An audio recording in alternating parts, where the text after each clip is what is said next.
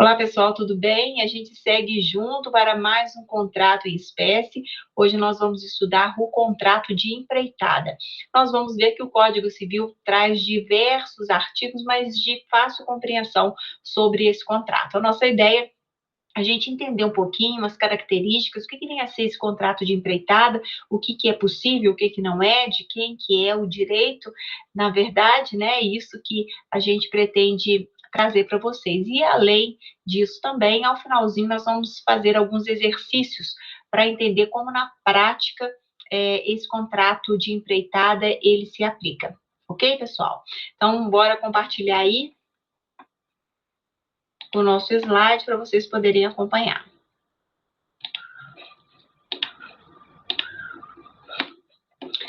Então, a gente começa aqui com o contrato de empreitada, né? Ele tem uma regulamentação, pessoal, lá no Código Civil, no artigo, a partir do artigo 610 até o artigo 626. Hoje a gente vai ver aqui os principais artigos, os mais relevantes, o que trazem características importantes para o contrato de empreitada, tá? E por falar nessas características, a gente começa agora, né, a falar um pouquinho daquilo que a gente viu lá na parte geral, que são aquelas peculiaridades de cada contrato.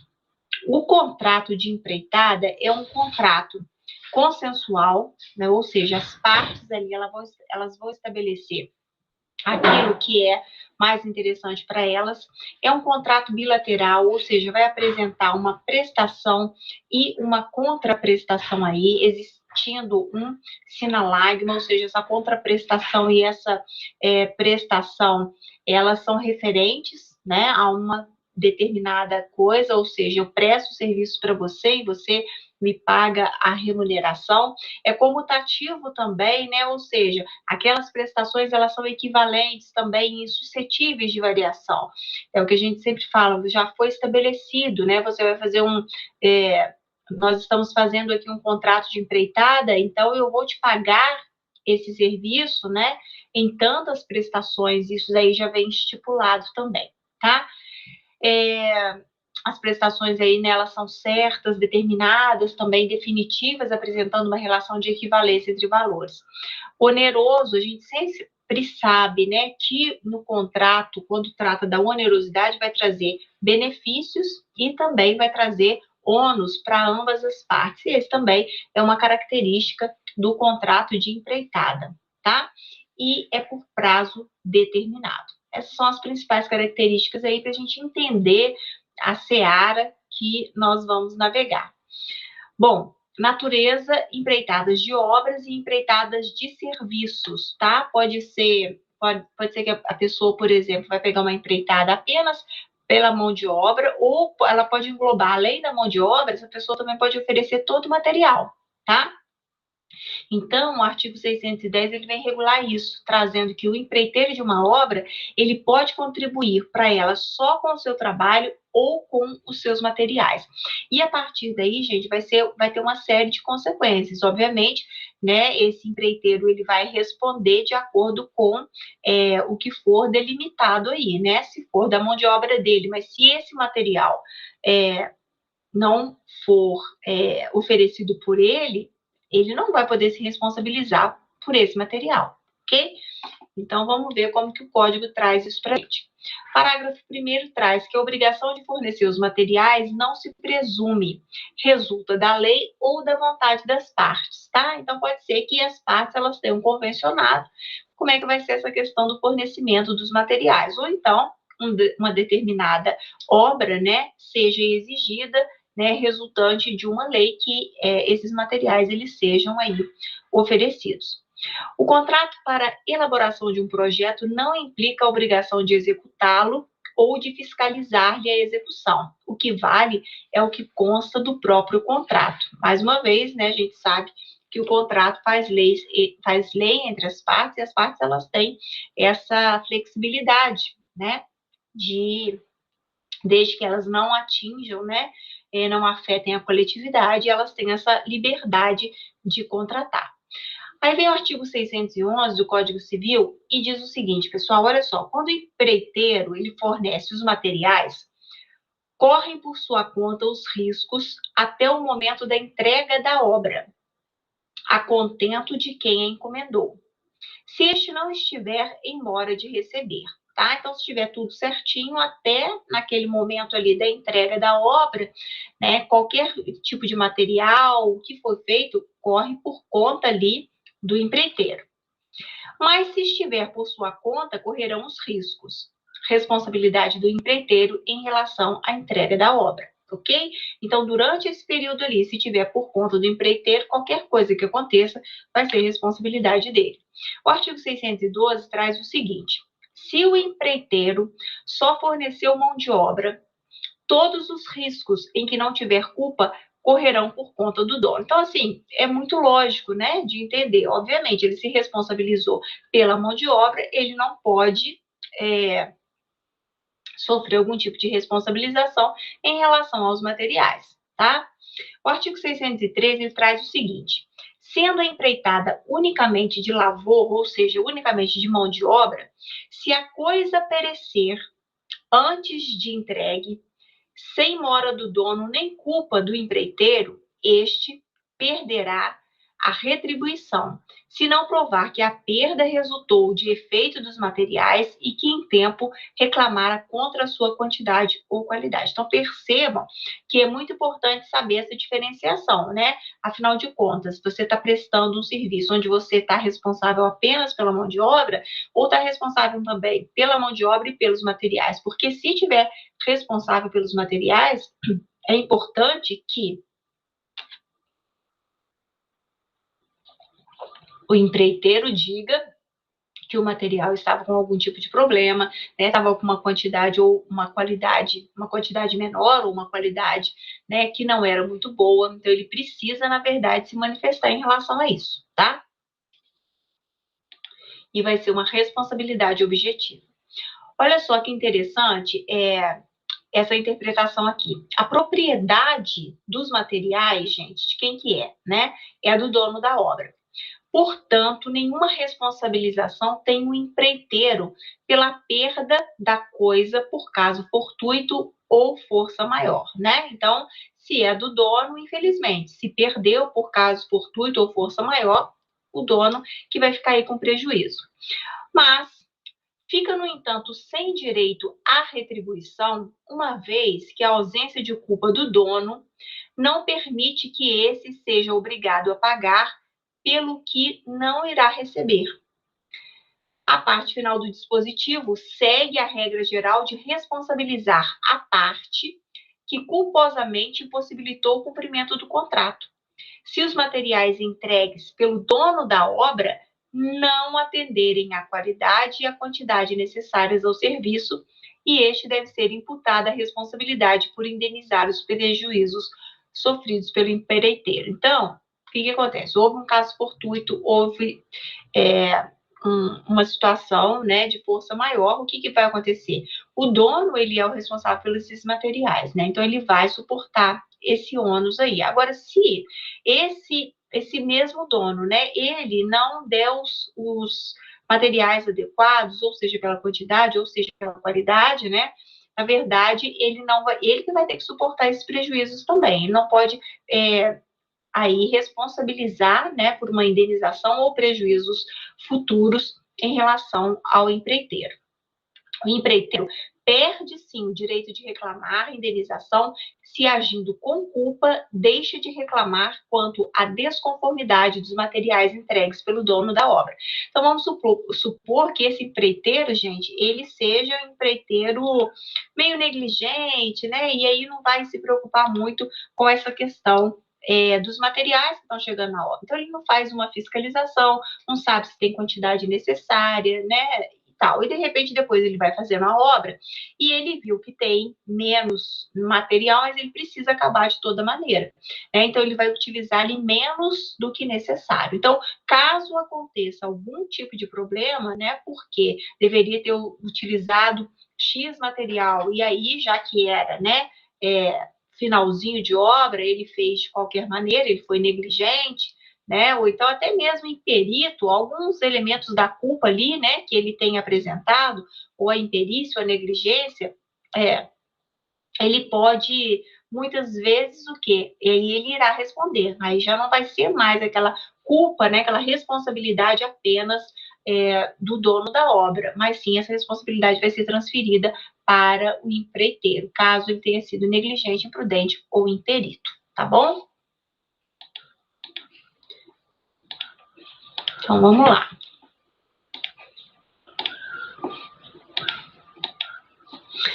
Artigo 614. Se a obra constar de partes distintas ou for de natureza das que se determinam por medida, tá? O empreiteiro terá direito a que também se verifique por medida ou, segundo as partes em que se dividir, podem exigir o pagamento na proporção da obra executada. Tá? Então, vamos supor que a obra, né, ela vai ser feita por partes, por exemplo, né, que eles falam por medida, ad mensure. Então, nesse caso específico, pode ser que esse empreiteiro também, ele exige, ele tem essa possibilidade, né, de que a obra seja executada por partes e ele receber dessa maneira, tá? Tudo que se pagou, gente, presume-se verificado. Parágrafo 2º traz o seguinte: o que se mediu presume-se verificado se em 30 dias a contar da medição não forem denunciados os vícios ou defeitos pelo dono da obra ou por quem estiver incumbido da sua fiscalização. Então, percebam que é importante a identificação desses prazos, né, e saber que você pode perder o seu direito. Concluída a obra de acordo com o ajuste ou costume do lugar, o dono é obrigado a recebê-la. Poderá, porém, rejeitá-la se o empreiteiro se afastou das instruções recebidas e dos planos dados ou das regras técnicas em trabalhos de tal natureza. Se o empreiteiro está ali utilizando, né, da sua mão de obra, ele é o responsável por aquilo. Então, se ele se ausenta, né, o dono ele tem todo o direito em não querer receber aquilo, tá? A aceitação da obra é uma aceitação presumida. Em respeito ao princípio da boa-fé, pode rejeitar a coisa, tá? Então, quer dizer, você tem que receber algo que você contratou ali, que vocês fizeram um contrato, mas tendo a total segurança, né? Era aquilo que se pretendia, pelo menos, que houvesse uma segurança entre as partes. O artigo 616, no caso da segunda parte do artigo antecedente, pode quem encomendou a obra, em vez de rejeitá-la, recebê-la com abatimento do preço. Então, é aquilo que a gente falou aqui, né? No artigo 615, segunda parte, poderá, porém, rejeitá-la se o empreiteiro se afastou das instruções recebidas e dos planos dados, ou das regras técnicas em trabalhos de tal natureza. Ou seja, a obra não ficou do jeito que foi combinada, né? Mas aí o que pode fazer? A gente viu isso até quando a gente estava estudando, né? Vício redibitório, é até parecido a lógica, né? Se a gente for ver, lembra que a gente falava, se você comprou determinado produto, né? Adquiriu determinado bem, e que esse bem, na verdade, tinha um vício, com todas aquelas características que a gente viu dos vícios redibitórios, mas ainda assim, né? Mesmo sem aquela utilidade necessária, eu quero ficar com essa coisa, que eu posso ficar com ela, desde que haja um abatimento do preço. Aqui o raciocínio é a mesma coisa. Percebam lá, olha só. Quem encomendou a obra, em vez de rejeitá-la e falar assim, eu não vou receber essa obra, pode receber sim, mas aí vai exigir um abatimento do preço. Então, o raciocínio é bem parecido, tá? Artigo 617, ele diz o seguinte: o empreiteiro, ele é obrigado a pagar os materiais que recebeu, se por imperícia ou negligência os inutilizar, tá? Então, vamos supor que, por exemplo, o pedreiro, ele é responsável por receber todos aqueles materiais e ele pega o cimento da obra, né, e coloca o cimento em céu aberto. E vem uma chuva e esse cimento todo é perdido, tá? Então, ele é responsável por isso. Ele está ali por receber todos aqueles materiais. Então, ele vai responder por isso sim.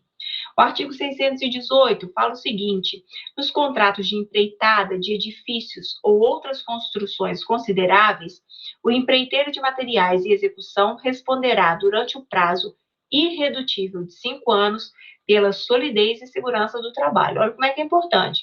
Assim, em razão dos materiais como do solo. tá? Então, quando a gente fala questão de edifícios ou outras construções, né, mais robustas, o empreiteiro de materiais e execução, ele responderá durante um prazo irredutível de 5 anos. Muito interessante. Tenho uma colega, né, e que ela é engenheira e que, na verdade, eles se responsabilizam, né, por essa parte toda. E ela me contava que eles ficavam ali, quando a obra, né, era maior, uma obra temerária, uma obra de risco, que eles ficavam ali contando, né, esses 5 anos mais rápido possível para poder se livrar dessa responsabilidade, tá? Parágrafo único. Decairá do direito assegurado neste artigo o dono da obra que não propuser a ação contra o empreiteiro nos 180 dias seguintes ao aparecimento do vício ou do defeito. É um prazo decadencial, tá? Então, quer dizer, se caso esse dono, né, da obra, ele não alegar nada, né, em relação ao empreiteiro, e tem um tempo para isso, que seria de 180 dias, né, esse defeito ou vício, ele depois não vai poder ser alegado, ok? Salvo estipulação em contrário, diz o artigo 619, gente, o empreiteiro que se incumbir de executar uma obra segundo o plano aceito por quem a encomendou, não terá direito a exigir acréscimo no preço, ainda que sejam introduzidas modificações do projeto, a não ser que essas resultem de instruções escritas pelo dono da obra, né? Do dono da obra. Então, é aquilo. O que é combinado, né? Não sai caro nem barato. O artigo 619, ele vai mais ou menos a esse encontro, né? Não é caro nem barato, mas foi combinado. Então, depois você não vai querer, né, e nem poder cobrar um preço maior do que aquilo que a gente havia acordado. Parágrafo único. Ainda que não tenha havido autorização escrita, o dono da obra é obrigado a pagar ao empreiteiro os aumentos e acréscimos segundo o que for arbitrado. Se sempre presente a obra, por continuadas visitas, não podia ignorar ou que se estava passando e nunca protestou. Então, vamos supor, foi combinado uma coisa com o empreiteiro, mas, né, essas coisas foram sendo alteradas e tal, isso ocasionando um certo trabalho, uma certa responsabilidade maior para o empreiteiro. Só que não foi falado nada. Só que esse dono da obra, embora não tenha sido ele, né, que tivesse dado essas ordens, ele estava vendo aquilo tudo ali, né? Ele tinha um conhecimento, ele estava presente à obra ali, ele fazia as visitas, mas ele não falou nada. Então, nesse caso, ele sim vai ser autorizado aí a pagar esses acréscimos para o empreiteiro, tá? Artigo 620 fala o seguinte: se ocorrer diminuição no preço do material ou da mão de obra superior a 1/10 do preço global convencionado, poderá este ser revisto, a pedido do dono da obra, para que se lhe assegure a diferença apurada.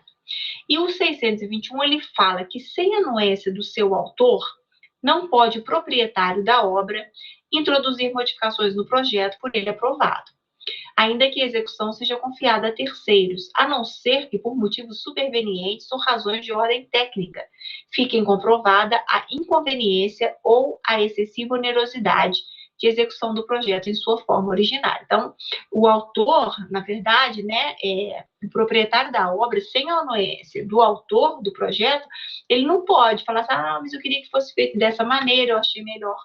Coloca aqui, coloca mais material ali, coloca menos, né? Isso daí ele não pode fazer, mesmo ele sendo, assim, olha, eu estou autorizando, estou sendo o dono da obra, mas isso ele não pode fazer, tá? A menos que haja isso. Foi feito de uma forma equivocada, foi uma forma inconveniente, está provocando aí uma excessiva onerosidade na execução do projeto, a gente vai ter que mudar, mas isso aí tem que estar muito certo, tá bom, gente, para poder alegar. O parágrafo único diz o seguinte, que a proibição desse artigo não abrange alterações de pouca monta, ressalvada sempre a unidade estética da obra projetada. Então, realmente, se for uma obra, né, bastante significativa, que vai apresentar toda essa, né, uma monta considerável, aí sim é aplicado. O artigo 622, ele fala o seguinte: se a execução da obra ela for confiada a terceiros, a responsabilidade do autor do projeto desde que não assuma a direção ou fiscalização daquela, ficará limitada aos danos resultantes de efeitos previstos no artigo 618 e no parágrafo único, tá bom? Se for confiada a terceiros, quer dizer, cada um vai ficar responsável ali por aquilo que está desenvolvendo, tá? Mas mesmo após iniciada a construção, pode o dono da obra suspendê-la, desde que pague ao empreiteiro as despesas e lucros relativos aos serviços já feitos, mais indenização razoável calculada em função do que ele teria ganho se concluída a obra. Então, olha só, pessoal, isso aqui é importante. Quando a gente faz um determinado, né, contrato, quando a gente contrata com alguém, é muito importante que a gente entenda também, né, quais as expectativas dessa pessoa, o que essa pessoa fez. Às vezes, essa pessoa que está ali, né, esse empreiteiro, ele deixou de contratar com uma outra pessoa também, né? Então ele deixou de ganhar e de repente essa obra ela vai ser paralisada. Então nesse caso específico, né, a obra sendo paralisada assim, ela pode ser o dono da obra, ele pode suspender sim, mas ele vai ter que pagar esse empreiteiro aquilo que foi feito e também uma indenização razoável aí, né, em função daquilo que ele teria ganho se a obra fosse concluída, tá? O artigo 624, vou compartilhar aqui com vocês, ele faz o seguinte. Ele traz o seguinte, suspensa a execução da empreitada sem justa causa, responde o empreiteiro por perdas e danos, né, gente? Responsabilidade, da mesma forma, né, que o dono da obra está querendo ver que o empreiteiro está querendo terminar a obra para poder ganhar o seu dinheiro e tudo, do mesmo jeito, o dono da obra quer a obra realizada, né? Então, se o empreiteiro também ele sai sem alegar absolutamente nada, sem justa causa, ele vai responder por perdas e danos. O empreiteiro ele pode suspender a obra, né, no artigo 625, por culpa do dono ou por motivo de força maior, tá? Então, algo, por exemplo, que ele não tem como controlar. Então, ele pode suspender por conta disso. Segunda hipótese, quando no decorrer do serviço se manifestarem dificuldades imprevisíveis de execução, resultantes de causas geológicas ou hídricas ou outras semelhantes, de modo que torne a empreitada excessivamente onerosa, e o dono da obra se opuser ao reajuste do preço inerente ao projeto por ele elaborado, observados os preços. Então, aí é uma situação mais complexa, né? Quer dizer, inicialmente foi contemplado ali, né, entre o dono da obra e o empreiteiro uma determinada situação, mas que ela não é possível de ser executada, não porque o empreiteiro não quer executar, mas por uma questão natural, né, uma questão geológica, uma questão de força maior, e aí realmente não vai ser possível executar sem que haja um ajuste aí, né, nessa própria execução, na elaboração de tudo, porque senão vai acontecer o quê? Uma onerosidade excessiva, né? E aí vai perder aquilo que a gente viu em aulas passadas, esse equilíbrio contratual aí, tá bom? Então, nesse caso específico, né, é preciso observar os preços. Ou então, uma terceira situação também, que o empreiteiro ele pode deixar, né, essa obra. Se as modificações exigidas pelo dono da obra, por seu vulto e natureza, forem desproporcionais ao projeto aprovado, ainda que o dono se disponha a arcar com o acréscimo do preço. Então, nessas hipóteses, né, ele teria condição de deixar, o empreiteiro teria condição de deixar a obra. Tá bom, pessoal? Bom, vamos ver aqui o artigo 626, que ele fala o seguinte: não se extingue o contrato de empreitada pela morte de qualquer das partes, salvo se ajustada em consideração as qualidades pessoais do empreiteiro. Então, inicialmente, né, e assim, de maneira geral, não é um contrato, né, pessoal, tá? Então, é um contrato que você vai fazer, mas que o serviço, ele pode terminar, né, independente da morte ou não do empreiteiro, a menos que seja feito baseado nas qualidades específicas pessoais do empreiteiro, tá? O contrato de prestação de serviço, ele tem aí um prazo de 4 anos. A gente já viu no vídeo quando a gente fala da prestação de serviço. E se passar disso, gente, ele passa de ser uma prestação de serviço e passa a ser um contrato de empreitada, tá bom? Se for demandar mais de 4 anos, vai ser um contrato de empreitada. Então, a morte, ela extingue o contrato de prestação de serviço, mas não extingue o contrato de empreitada também. A gente viu que a prestação de serviço, né, é um tipo de contrato pessoal, enquanto que a empreitada não é pessoal, por isso que não vai ser extinto. Essa é a explicação. Tá bom, pessoal? Então, quando a gente fala aqui, né, dessas principais características, né, do contrato de empreitada, percebam que é uma lógica muito simples dentro do Código Civil, né? Ou seja, você tem de um lado lá empreiteiro, do outro lado o dono da obra, né? Se tudo que acontecer, né, se for estipulado que o empreiteiro ele é responsável não só pela mão de obra, mas ele é responsável também pelos materiais, ele vai arcar com isso, né, até a entrega da obra.